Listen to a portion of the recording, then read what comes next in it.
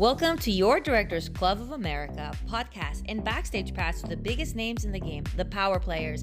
I'm Jennifer Galehouse, your co-host along Kyla Quad. Today, we invite you to listen to a conversation with Boris Fetbroyt. He is the Director of Rackets at the Philadelphia Cricket Club and President of the RSPA Middle States.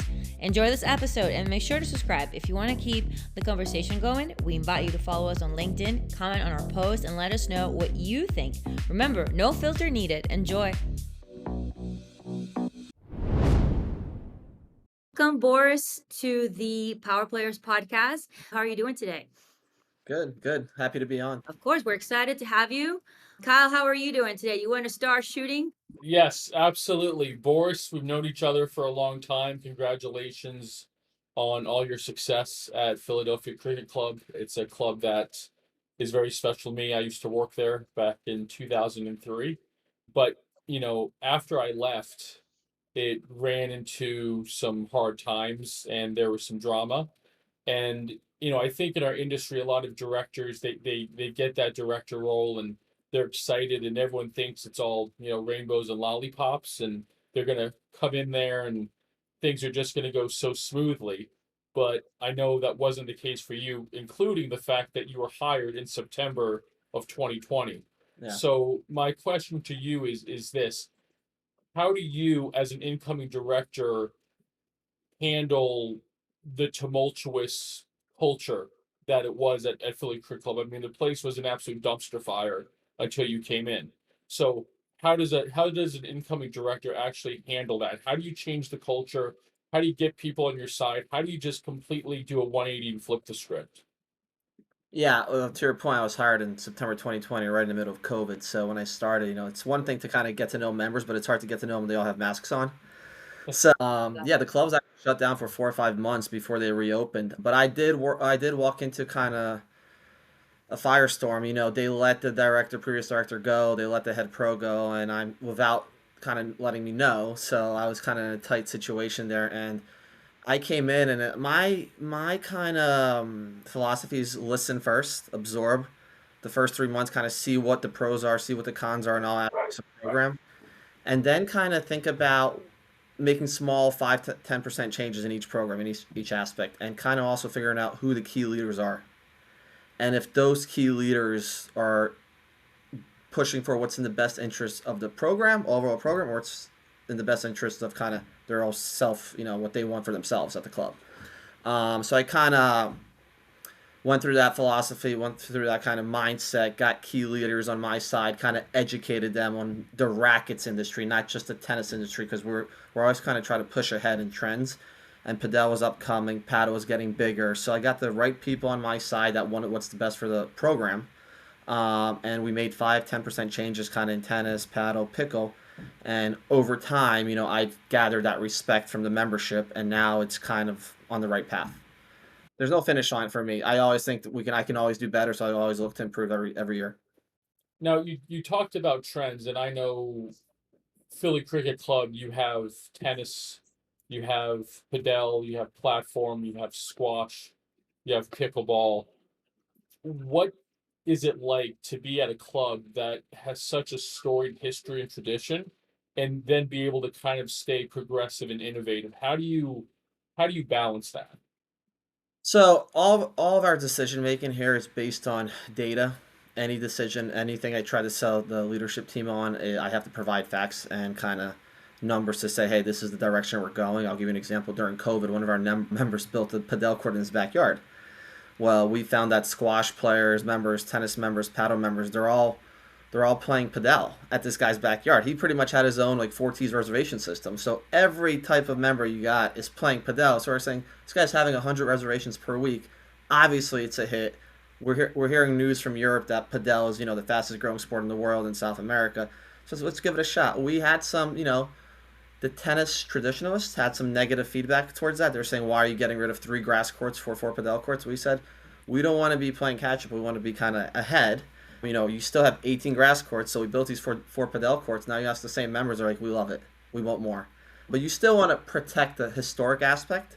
So, for example, our dress code, if you play padel, you got to wear whites. So you still have that kind of historic aspect as you overlook the big patio and the great lawn. So We try to protect it, but we also understand that times are changing. The rackets industry's here. We also want to be kind of ahead of the curve. So it's not easy. But again, small changes, nothing too major to kind of annoy the overall membership. So that's kind of where we're at. I'm so jealous, by the way. You have like my dream facility. You have all the racket sports and grass sports, which I'm obsessed with. I love grass sports. I used to teach at Maidstone out in the Hamptons, and I love the grass courts. I miss it so much. Yeah. I like what you said about the 3 month, kind of a 3 month transition period when you first start.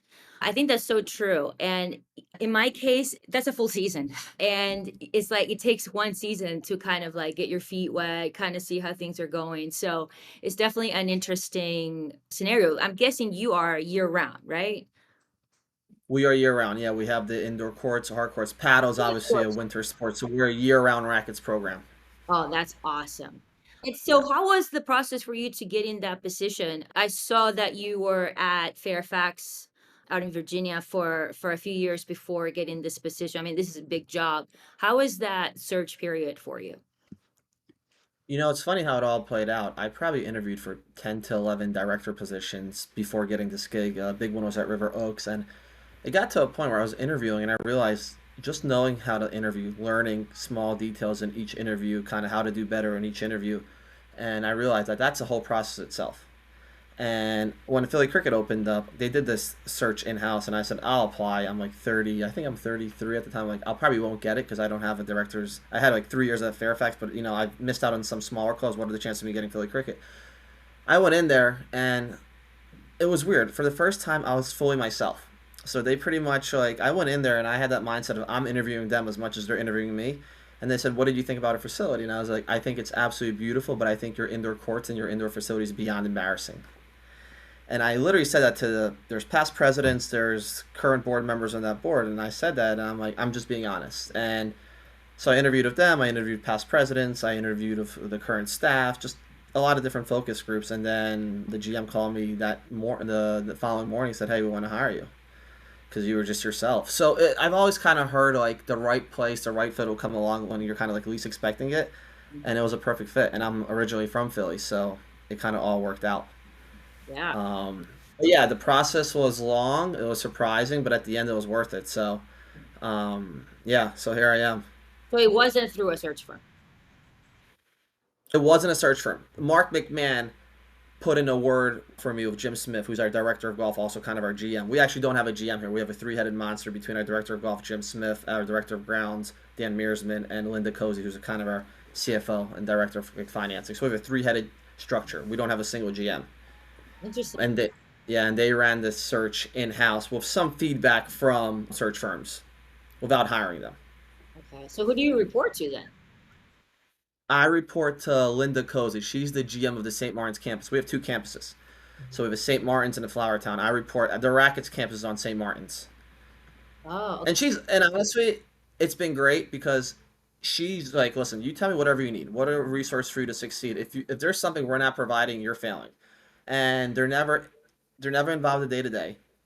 They just want to know what can make your position better. How can we make you happy? And what they're really big on is work life balance. They're like, we don't want you here 80 hours a week. Like we want you to have a life outside the courts. Tell us what you need, and they've been awesome. Wow, that's And that interesting to hear. yeah, and I'll add one thing to that structure of having a three-headed monster is they don't always we have we call them senior council meetings every other Tuesday. They don't always agree with each other, which is nice. They have these open, hard decision making conversations with us and our director of squash, and we all have input on the decision making. Whereas sometimes you have one general manager, it's kind of like it's my way or the highway. Mm. So it's very eye opening how honest and open and how they don't agree on everything, which is nice. And then you have a So rackets committee, I'm guessing. what's funny you say that we still have a tennis, pickleball, paddle. We still have separate committees, and realized that each separate committee wants something for their specific racket sport. Like tennis wants more indoor courts. Well, that's not happening. We can't get any more indoor courts. We're doing a $30 million project over at Flowertown for golf.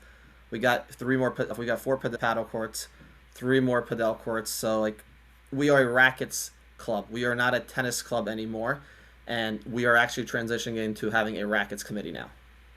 Oh, So okay. with people on it, so now it's what's in the best interest for our rackets program, not what's in the best interest for the tennis program.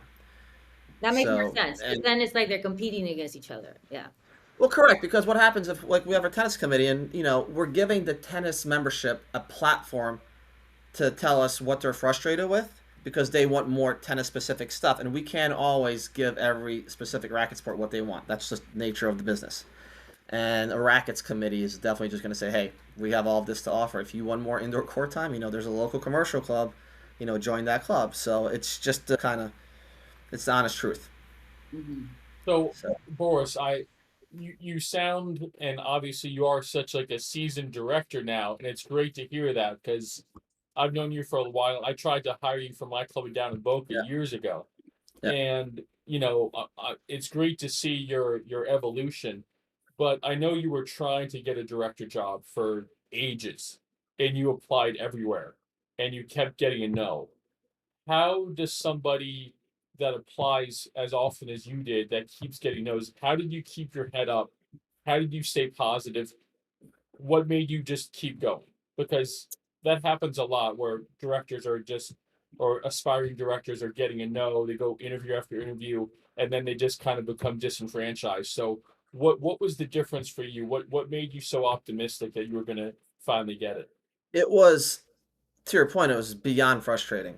I was like, shoot, I'm just going to be stuck at Fairfax forever, where every time we get one new member, we celebrate like we just won the Stanley Cup. Like, it was brutal. So I was like, I was worried, like, what if this club doesn't make it? Like, I just keep getting no, no, no. And then I kind of learned that as long as I can take something positive from every interview, I can improve my brand. Like, I always look at myself as a brand. What is my brand? How do I stand out? And then I also realized that every club is different. When I was interviewing at River Oaks down in Houston, I was like, listen, I'm Russian and Jewish. They put me in a boardroom full of cowboy hats and big money. I'm like, what am I doing here? I'm a Russian Jewish immigrant. I'm like, what am I doing at River Oaks? Like, this is weird. And I started to realize, like, maybe, it's true. Like, you got to be the right fit for the club. You got to make sure it's not always that, are you good enough for the job? You have to be the right fit for the club. So that was eye-opening. I was like, you know what? Maybe I don't need to apply to every single club because the demographics aren't for me. But the number one thing, to be honest, Kyle, was mentorship. Mark McMahon. I had a once a month mentorship with Mark McMahon for about 3 years. And he just said, hey, and some of the searches he ran these searches that I didn't get hired for. He said, hey, you did well here. You could do better here. Focus on this. This is kind of what they're looking for. So I just kept going. I just tried to stay positive, kept going. And I just realized, like, as long as I could learn something from it, that's the positive. So I kept kind of developing into the brand. And least expected, here I am. I get the job at Philly Cricket. So it all kind of played out. And when you talk If you got about, the job in Texas, oh, sorry, sorry, go Jennifer. ahead. If you Yeah. got the job in Texas, if you got the job in Houston at River Oaks, you would have been a Russian Jew cowboy. So it would have been Yeah, even better. I honestly, that could have been a whole different brand experience for myself. I don't know. I might have liked that a lot, but I just thought about it and I just said, like, it's funny because, I was originally born in Russia and then my parents moved to Philly. It just kind of all worked out. I was in the DC area for 12, 15 years and I just like, how did this work out? So you got to keep going after it. But I would just say, like, it's like, don't look at failure or being a finalist in an interview as like you failed. Like, take something away from it. Like, hey, I didn't get the gig. Well, why didn't I get the gig? Maybe I just wasn't the right fit. And it's sometimes you realize it's not you. Yeah. You're just not the fit for the club. And a lot of times, like, my mindset now is when I went to interview here at Philly Cricket, I'm interviewing you guys as much as you guys are interviewing me. So, but yeah, it was a struggle for about 2, 3 years. It was a struggle. Yeah. So You always end up exactly where you're meant to be. Tell me a little bit more about this brand thing. So, what do you mean about your brand? So, are you talking about like social media presence? Are you referring to like how do people know of you as a director somewhere else? So when I graduated in Maryland, the only thing I knew was how to hit a forehand with Kyle's favorite head prestige racket, which is a classic. Can't go wrong with that. And I said, okay, what do I want to do with my life? So I got a job at my first year at Country Fairfax as a tennis pro. And then I talked to the director. I was like, can you even make a living being a director of rackets? Like, what are you getting paid? And then he showed me, he's like, all right, there's obviously you can make a living. And I said, okay. I kind of started working it backwards. If I go in an interview process, how do I stand out against Kyle? What can I do against Kyle that I stand out with? So I said, all right, how can I get ahead? All right, I'm going to go to grad school. So I went to Georgetown. I wanted that MBA. Now, in all honesty, do I need that MBA? I'm not sure I needed it. Does it help me stand out? Of course it does. Then I thought, who knows me outside of the club? Like who? Like if I was fired at Fairfax, does anyone know who I am? And I said, all right. So I joined at the time USPTA Mid Atlantic. I was like a treasurer. I started writing articles for Advantage Magazine. I actually contacted Boardroom Magazine and I said, hey, like there's nothing about tennis at the time. It wasn't still rackets. It was tennis. You guys aren't writing anything about tennis. How can I get involved? And I said, publish an article. Write an article. We'll publish it for you. And from there on, and then LinkedIn. I started using LinkedIn. So all of a sudden, I'm making a name for myself outside my club. And the more I got involved, I started attending conferences, and now I'm kind of creating a brand for myself. Like, this is who I am. This is, oh, I heard Boris wrote an article here, or he attended a conference. I hosted a CMA conference. At the end of the day, I am the one that reached out. No one reached out to me. I was the one who was vulnerable asking those questions. Do you mind if I do this? Can I present here? Like, no one's reaching out. No one's ever going to reach out. Everyone's busy with their own stuff. Yep. So I started reaching out, and I was surprised with the opportunities that came along. You start reaching out thinking, like, no way they're going to say yes. Yeah, go ahead. Write for Boardroom, or write for Tennis Advantage, or join this committee, join this board. And once I started, networking happened. Mm-hmm. And once the networking happens, it becomes a lifestyle in the industry. Like, you just start, I reached out to Kyle 2 years ago. I think I still, like, maybe 3 more months left. It's like, hey, I'm close to getting my Master Pro. Like, I've been keeping these notes. Again, that's another way to stand out. And I've been continuously doing that. So it's hard to continuously do it as your job requirements get bigger. Right. But I think that's what keeps me motivated and keeps me hungry for developing myself. So. Yeah. No, fantastic. Yeah. Good job. Yeah. Yeah, it was a lot. It never ends. That's the thing. There's no finish line. Once there's a finish line, you're done. Like, you're flatlined. Like, once you're not motivated, like, start thinking of other things. So that's kind of, that was my mindset. And you said you did some stuff with the CMAA. What do you mean? You hosted something? I hosted a conference in the DC area. I had them. With the CMAA? So no, I hosted a conference for USPTA Mid Atlantic, but the CMA, this was probably 6 years ago. They weren't really that involved in tennis yet. So I asked them to come present a session, meaning like that. What's that relationship like between a GM and a director of rackets? Like what kind of communication is, what's required at a country club program, stuff like that. Yeah.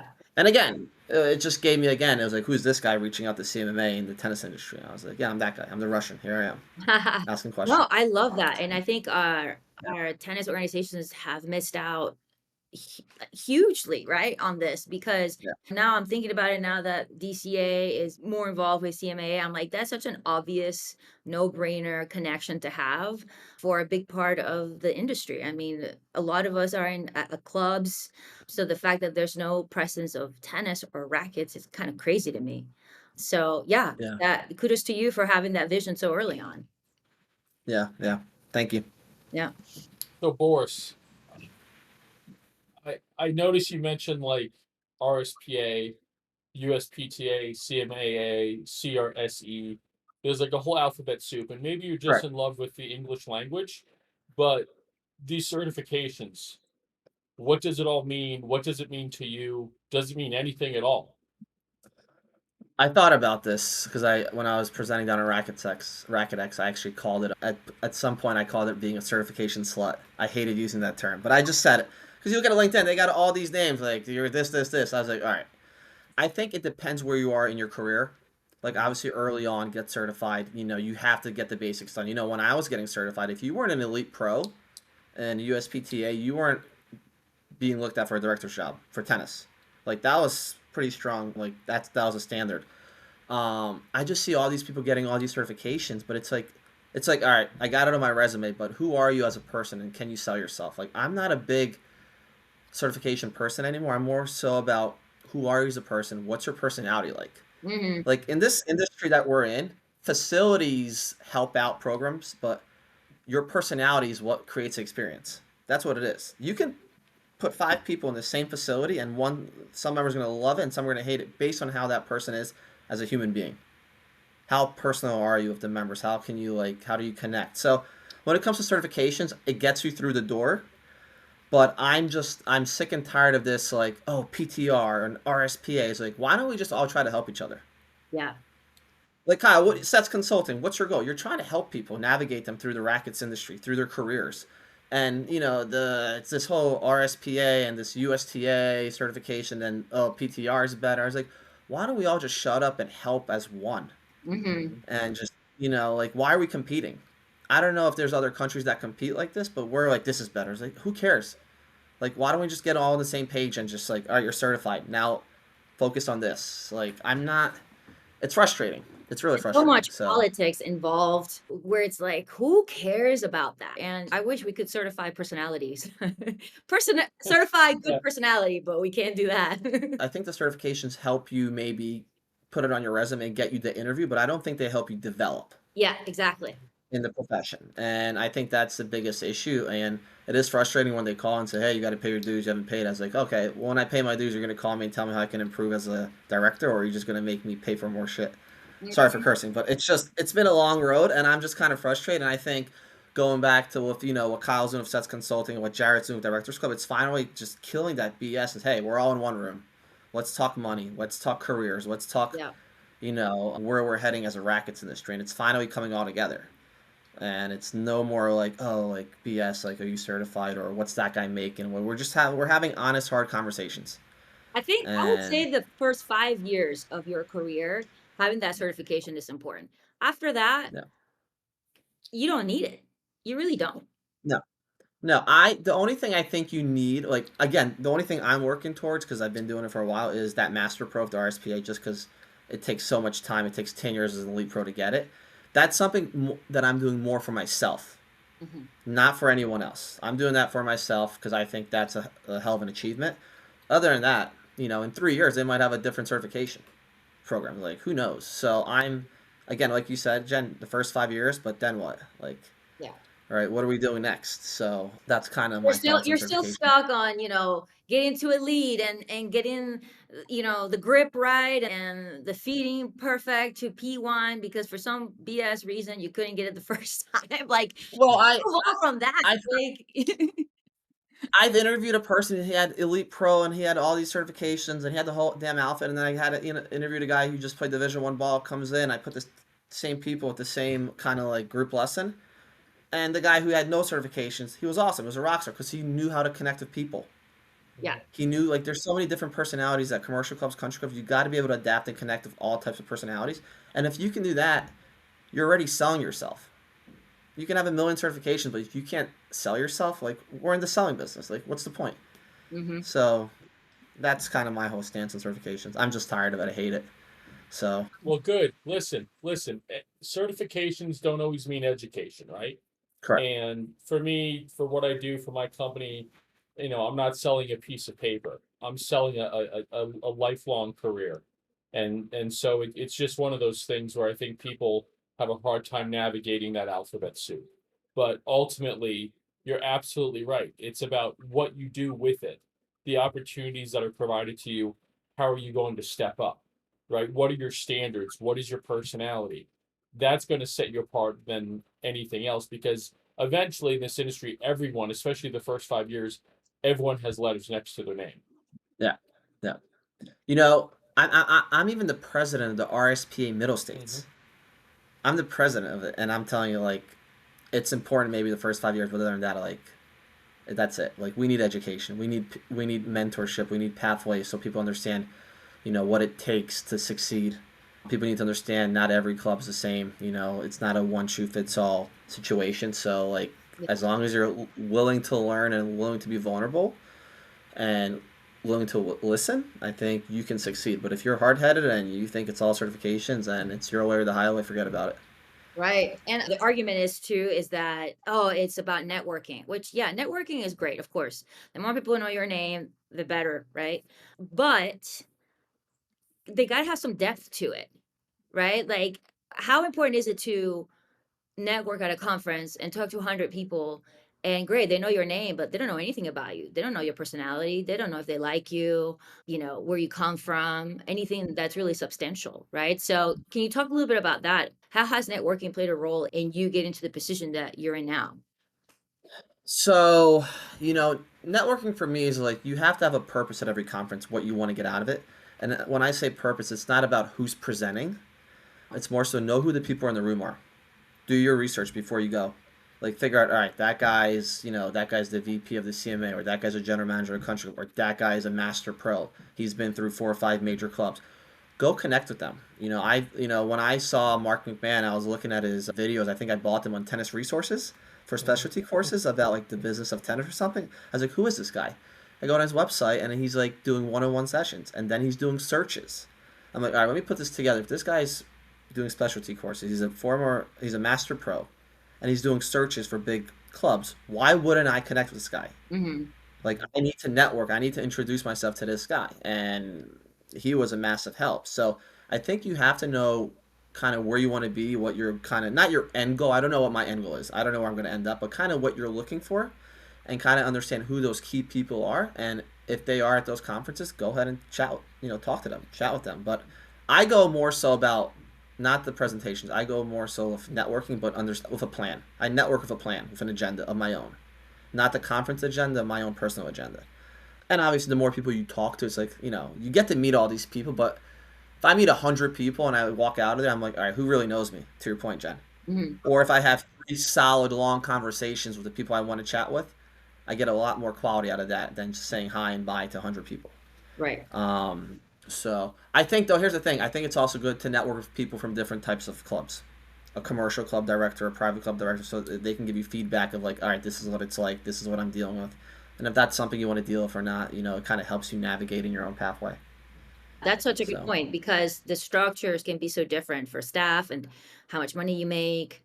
Yeah, all kinds of things between being at a country club, being at a corporate facility, or being at a public facility. So trying to understand that landscape really comes down to having conversations. and Yeah. correct. And Jen, to your point, one of my biggest regrets, and I give Kyle credit to this, is I've always been at a country club. Hmm.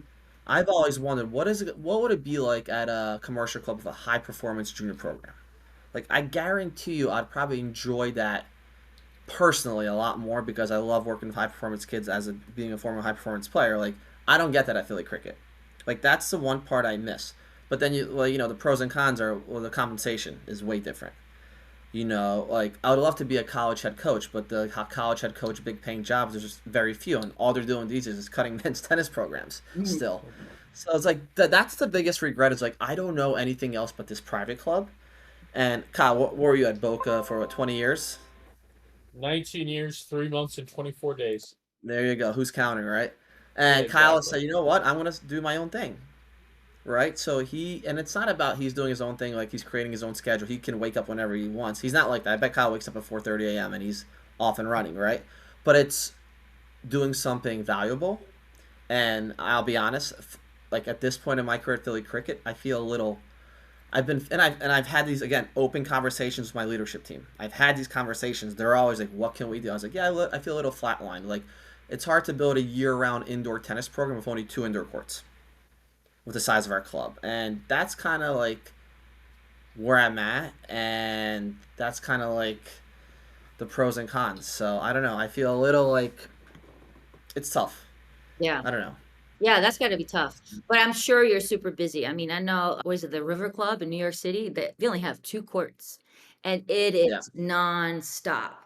One thing after correct. another. I mean, they're super busy, right? So it's a challenge, I'm sure. I can't imagine only having two courts, but maybe also you enjoy some time off. I don't know. No, I think I have.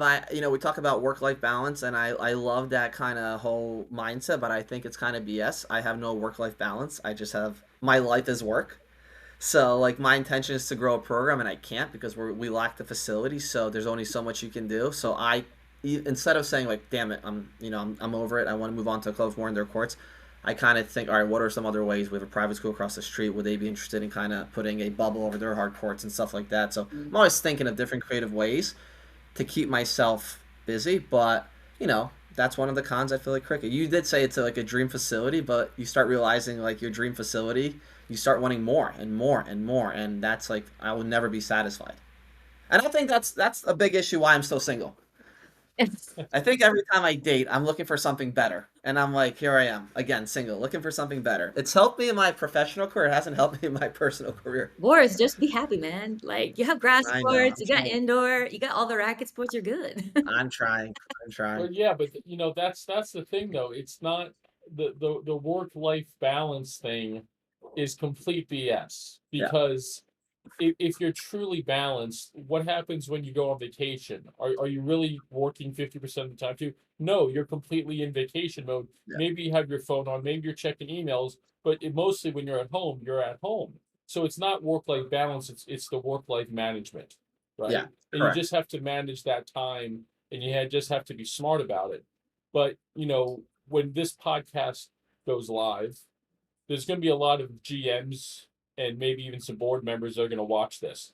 So, what are some inefficiencies in a rackets department that you wish every GM and board of directors knew about? I think the toughest one is, you know, obviously facilities is one thing that you can't really always want 10 indoor courts. You're not going to get that. Let's be honest. Like, not every club has that.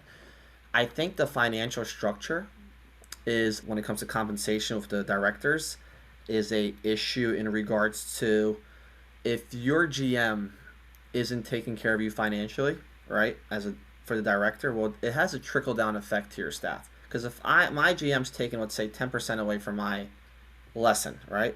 Well, I'm kind of now forced to take away 10% from my staff, and it automatically creates this kind of bad environment where you're kind of, you're taking away from your staff that's working their butt off because you're not getting taken care of from your GM, your club. So from a financial aspect, we've actually turned to a different model. Our squash guys turned to a different model. No salary. They get 100% of their lessons. They keep like Rich has this mindset. They're their own business. You are your own business. You create your own rate. You keep 100% of it. If you want to charge people $250 for an hour and people find that value in you, go for it. If you want to charge $100 and you think that's what your value is, go for it. We're not going to tell you what your value is. You can sell yourself. And we started doing that in squash, and it's been great. And we started thinking about doing that in tennis and rackets. It doesn't have any cost from a club standpoint, because we're not putting them on salary. We're saying this is all 100% commission. I'll give you an example. One of my guys went interviewed at Chevy Chase. And Allison, I love you to death, but you got to fix this at Chevy Chase. No matter how many people do the clinic, he's getting paid $50 for the hour. So what is his purpose to grow a clinic from 2 people to 10 people if he's getting flatlined at $50 an hour? Like, I wouldn't push it, right? So I told my staff here, like, Alex, he's getting 85% of his lessons, total revenue. You get 20 people, you keep 85% of that. You get 3 people, you get 85% of that. That gives him some kind of reason to push. He's making more money. So I think the financial aspect of our industry has to kind of go that way. We just can't have cheap. We can't try to save a penny every time on our staff. Like, what's great at Philly Cricket, staff comes ahead of members. If you take care of the staff, your staff will take care of your members. If you take care of your members and you don't really respect or take care of your staff, you're going to see it in the experience. So that's my number one thing. So in a perfect world, what would you say would be the perfect compensation package for a director of rackets? Is it heavy salary? Is it a combination of salary and percentage of programming? I would say, let's just say a salary between 250, because there's a lot of off-court stuff that the director does, and 100% of their lessons. Which initially I thought, oh, that's great for me, until I realized, well, you're not going to be teaching too many lessons because you got enough desk duties to do, and then they should keep 100% of their pros. My budget here at Philly Cricket, I lose $600,000 a year in my rackets budget. That doesn't hurt the club in any way. Like, paying or taking care of your staff isn't going to make or break Philly Cricket Club at all. If your club is suffering, if they can't afford to take care of your racket staff, that club has bigger issues financially. So it's more so about, okay, what do you value as a club? If you value your staff, take care of them. My perfect scenario for a director of rackets would be $250 compensation, and let it keep 100% of total lesson programming. And and then sky's the limit. You know what the problem with that is, though? What I see often, all of a sudden, director's making $500,000 a year. He's making more to the GM. The GM gets jealous. Why is this guy making more to me? Well, listen, half of his 500 is a salary. The other half is him being on the front line, creating programming, creating experiences. and you see that jealousy happen, and all of a sudden that GM cuts that director's contract in half, and the director leaves. So we've had this conversation with some GMs, right? And the answer seems to come down to, oh, you got to prove your value, right? As a rackets professional, as a rackets director, what kind of value are you bringing? Well, how do you prove that? Because I think like our job is so specialized. First of all, to get to the level of tennis that you need to have, that's a specialization on itself. And then also having the professional background to run a business and manage Yeah. the whole program, right? That's a whole other thing. How do you prove your value? So listen, like I said, anytime I go into a board meeting or a committee meeting, the only way I can prove myself is by numbers, data. Show that you've grown the program. We started, I'll give you an example. We don't do that much, our lesson revenue numbers aren't high just because of the lack of indoor courts, and paddle and padel and pickle is more of a social sport. It's not a big lesson generating sport. So, we did, when I started, we were at 350,000, and this year we're going to hit $700,000 after 4 years in total lesson revenue. So that's one aspect, right? I show that, I say, look, the lesson portion of our program is growing. Court occupancy, general reservations has grown 25 to 30% every year.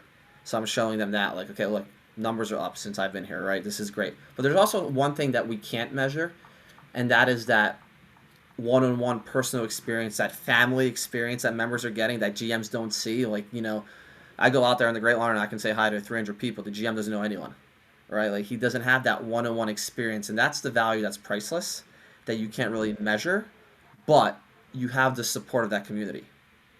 Yeah. It's not a data. It's not like numbers. Okay, 100 people support, but you have the support of the community, and you'd be surprised once you kind of create, like, you're creating that value without even knowing it. And that's the only way. But you do need numbers to back up any type of conversation you ever want to have. And you want to go into a GM's office, ask for a raise, you got to be able to answer why. Show them the numbers. Saying, hey, I'm doing a great job is not going to get you anywhere. Right. So, but you have to listen. You have to be understanding that, you got to respect the club too. You can't be like, I want this, because you also got to be grateful of what they've given you.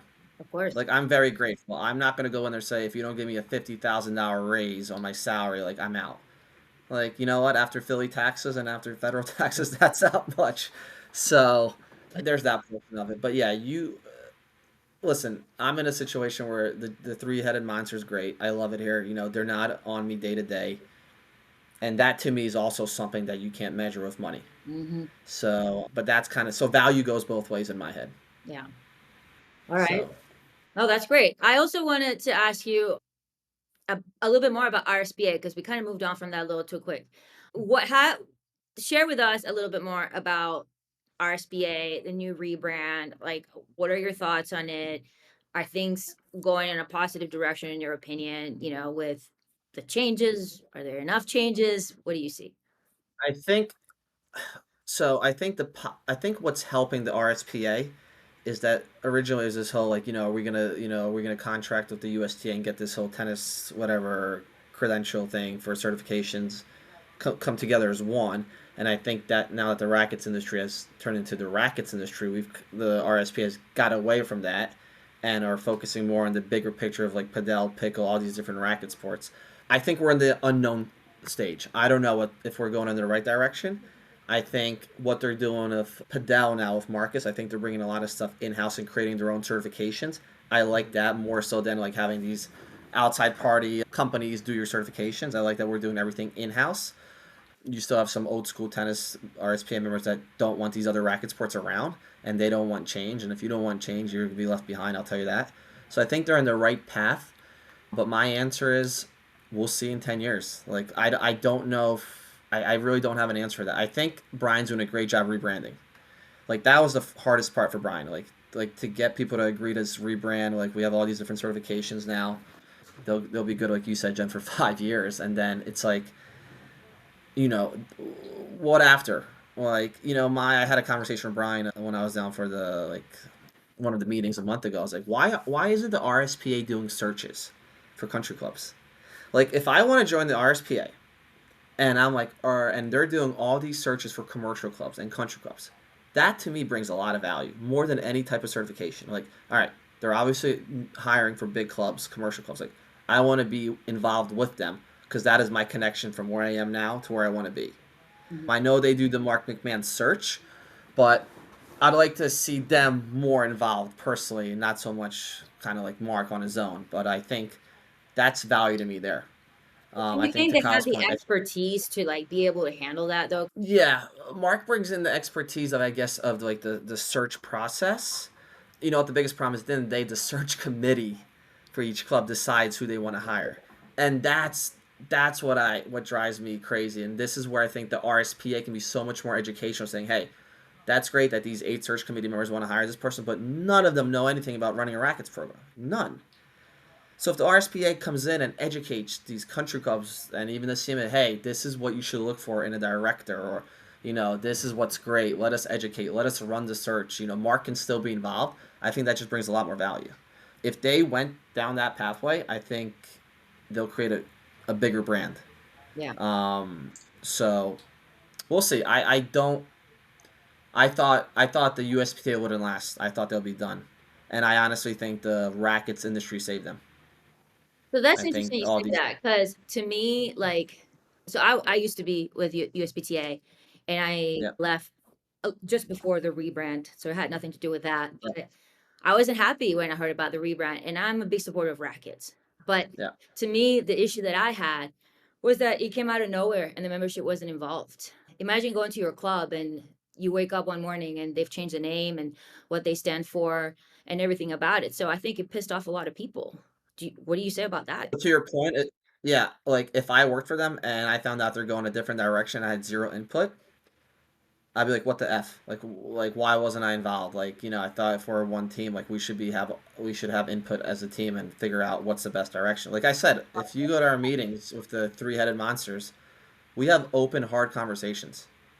And without those conversations, like, that's the only way to be successful. It's not always, yes, yes, this is great. It's like, no, we shouldn't do this or we should do this. They listen to our input. So if I'm working for an organization like the RSPA and you had no idea that they're going this direction, I would be pissed off. Right? So again, but that just comes down to business management, business skills.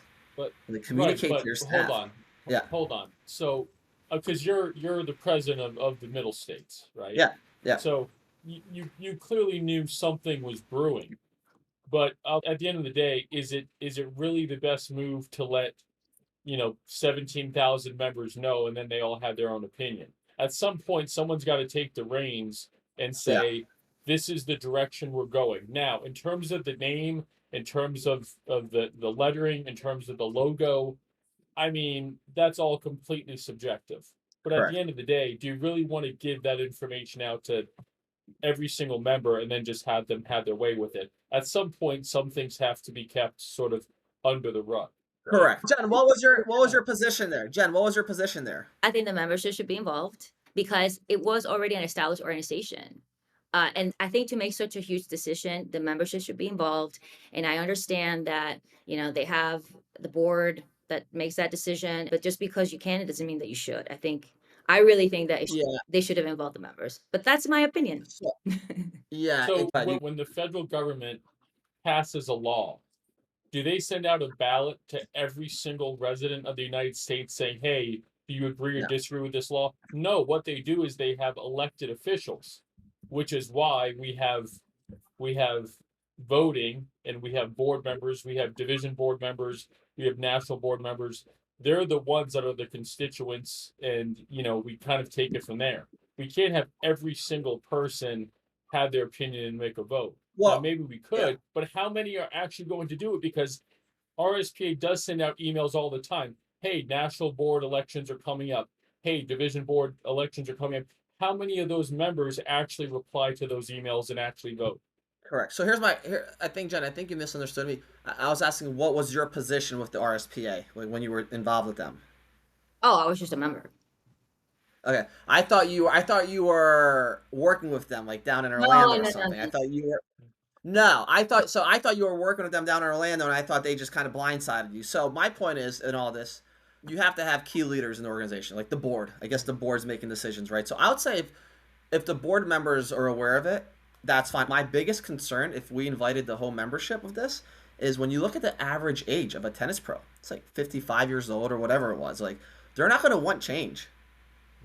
they wouldn't have wanted that change, I believe, if we had all these opinions. And I think if it came down to a whole membership vote, they said, no, we just want to be tennis specific. I don't think the RSPA or the USPA would even exist anymore. I think it would be left behind. I think there would be a new organization that focused on rackets. And I think it would be the new kind of the go-to organization. But luckily, they figured it out. So here we are. Yeah, that's just Yeah. my opinion. I just think for something so big, they should have involved the membership. Obviously not for every decision, but for something so big, I think they should have. But that's fine. Yeah. So when we talk about, but I mean, I think this is a really important conversation. So, we talk about RSPA, we can talk about PTR, and we can talk about all the other ones, but at the end of the day, is that the biggest issue? Like in your mind, Boris, what is the biggest threat to the rackets industry right now? Is it the alphabet soup, or is it something greater that we just don't see? I don't think it's the alphabet. I don't think it's certifications. I think our biggest issue, and this is not a rackets or tennis issue, I think it's the generation that we see these people that want to be future director of rackets. It's like a form of entitlement. I see it everywhere when I'm hiring these pros. Like, all right, I want lessons. Can you? I can't do 7 a.m. lessons, but I'll do 8 to 1, and then I need my lunch, and then I'll work maybe 2 to 4, but I can't work after 5. Forget about it. Like, if you're joining this industry, it's a grind. It is a grind, and you better want it, because if you don't, you're out. It's not handed to you. So I think that I don't see those pros anymore. That mindset, I call it the immigrant mindset, because I'm an immigrant from Moscow. So that is my mindset in this industry. It's a grind, and I just see a lot of people that are like, you know, if I don't get this, I don't want to work this early. And to be honest, our biggest competitor is the work from home. Like, no one wants to join our industry now, because I have so many friends that I know, that are working from home. They can travel wherever they want. They don't want to work holidays. They don't want to work on, some key other days. And it's just that flexibility, which realistically our industry doesn't have. Yeah. So, when we see these people kind of like we talk about organizations, it's not so much about what's a better organization or is it the certifications. It's more about how do we compete against other industries. And the whole work from home and the flexibility, we can't beat that. Yeah. And if you tell me, if I'm graduating college now and I say, hey, can I go make whatever 200,000 a year working from home or traveling and still be working logged in, I'll take that any day. Any day. I didn't have that option. And so I think that's our biggest threat. I think the rackets industry is great. I think all these other racket sports are great. But I think we'll find the same issue if the financial models don't change, if the balance of whatever the work-life balance doesn't change. I think you're going to get burnout. And it doesn't matter what sport it is, it's management skills. So I think it's just other industries have more to offer when it comes to your lifestyle, I guess, in best ways to put it.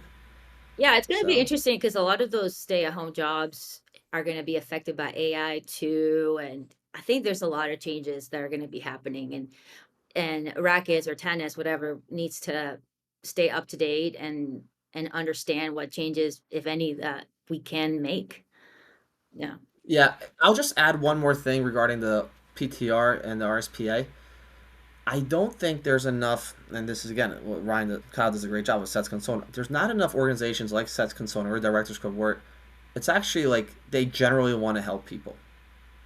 Yeah. Like when I think about these organizations, and again, I'm the president of RSPA Middle States. I'm going to say this. I think we're an insurance company. Yeah. Anything happens, your dues are collected. You got, we'll cover your insurance liability on the court. We got you covered. But what about, hey, Boris, I want to take you from point A to point B, and this is what it takes to get there. And I want to specialize with you one-on-one. I want to make sure you get there, and I want to do whatever you need, and I want to get you there. And you just don't feel that personal attention.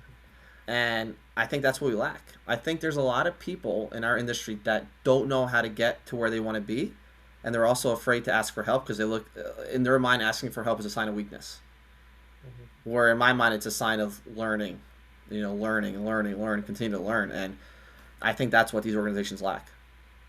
So you put Sets Consulting, you put Directors Club. Look at us. We're putting everyone in one room and saying, let's just figure this out. Let's figure this thing out.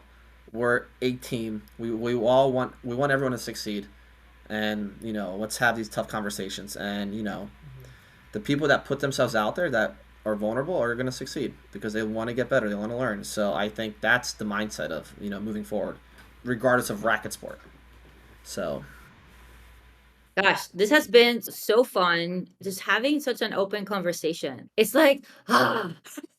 yeah, it's nice. Yes. I enjoy this way more than I enjoy my day to day, way more than I enjoy going to conferences because you can just kind of relax and be like, hey, this is where we're heading, this is the issues, and just having these chats is what it's all about. And from this, everyone can learn from it and improve their careers. But like, we never had these podcasts, we never had these directors club conferences. We just had, this is USPA is better than PTR and join us or join them. It's like, I'm not joining neither of you. I'll be a president because you'll pay for my Hawaii trip in September, that's great. But other than that, like, I'm not like on board with everything you guys say. Like, I just want everyone to succeed, but we have to be one. We can't be competitors every time. So Well said. Well, Kyle, do you have any more questions for Boris? Boris, I think this was awesome. I think you raised a lot of key issues, a lot of good points. I can't wait for this to go live and hear what the industry has to say when they watch it. But I've always been a big fan of you, Boris, so I know the feeling's mutual. But thank you so much for being on the podcast. Love having you. appreciate it. Thank you, Kyle. Thank you, Jen. Kyle, I'll be reaching out. I got to get my Master Pro though. So Let's do it. that's the only certification letters I actually want, in all fairness, to end it like that. Master Pro? So, Master Pro. There you For my personal self. Not for anyone else. For my personal self. So Sure. Just kidding. All right. Well, but no, thank you guys so much. thank you.